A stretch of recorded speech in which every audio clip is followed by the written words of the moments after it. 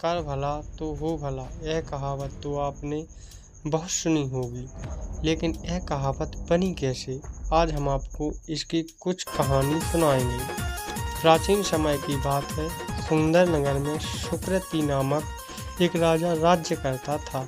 राजा सुकृति बड़ा ही दयालु, सेवाभावी और धर्मपरायण था, किंतु सुंदर नगर की सुंदरता पर मोहित होकर आए दिन पड़ोसी राज्य आक्रमण किया करते थे। राजा सुकृति के राज्य में भीमसेन नामक एक बड़ा ही बहादुर और निडर सेनापति था।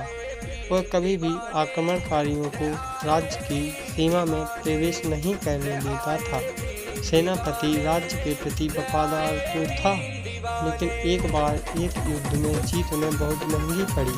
उसमें सेनापति भीमसेन बुरी तरह घायल हो गए और बहुत ही सारे सैनिक मारे गए। इसी बीच भीमसेन एक मित्र से मिलने आया। यह मित्र राजा से बहुत ईर्ष्या करता था।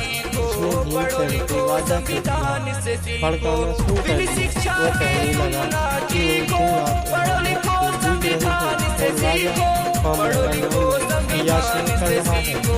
मेरी राजा को तख्त से हटाओ और खुद राजा बन जाओ। अपने मित्र पहले तो विश्वास नहीं हुआ, लेकिन फिर उसने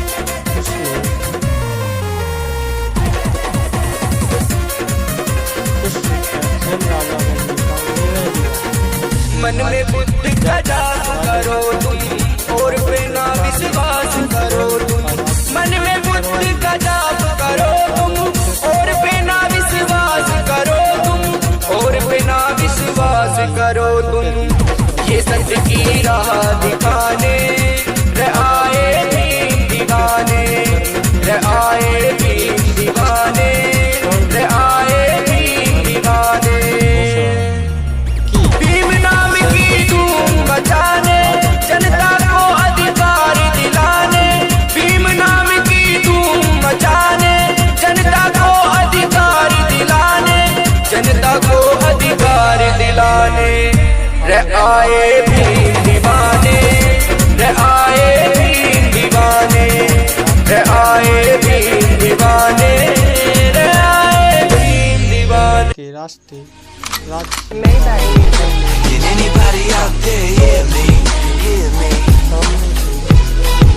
आता दिखाई दिया, जो दिखने में बहुत ही चिंतित जान पड़ रहा था।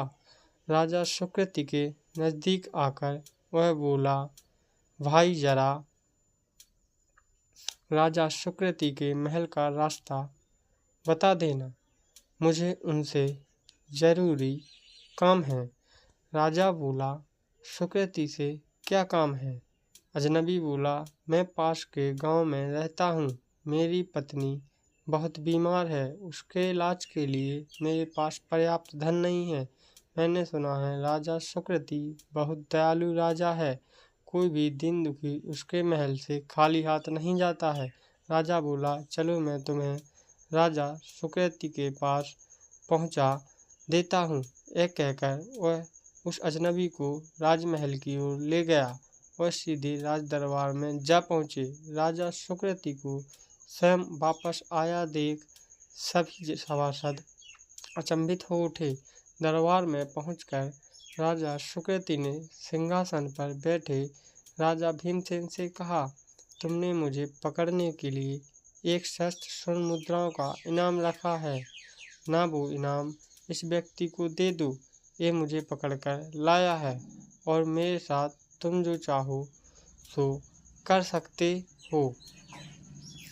राजा सुकृति की दयालुता को देखकर सेनापति भीमसेन का मस्तक लज्जा से झुक गया। वह सिंहासन से उठा और राजा के चरणों में गिर पड़ा। उसे अपनी गलती का एहसास हो गया। इसलिए कहते हैं, कर भला तो हो भला। राजा ने भला किया तो उसका भी भला ही हुआ। लेकिन क्या इसकी उल्टी कहावत हो सकती है? क्यों नहीं। कर बुरा तो हो बुरा, ये कहावत भी आज आपने सुन ली।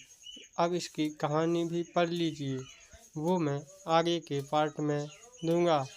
धन्यवाद मेरे प्यारे भाइयों। आपको मेरी कहानी कैसी लगी।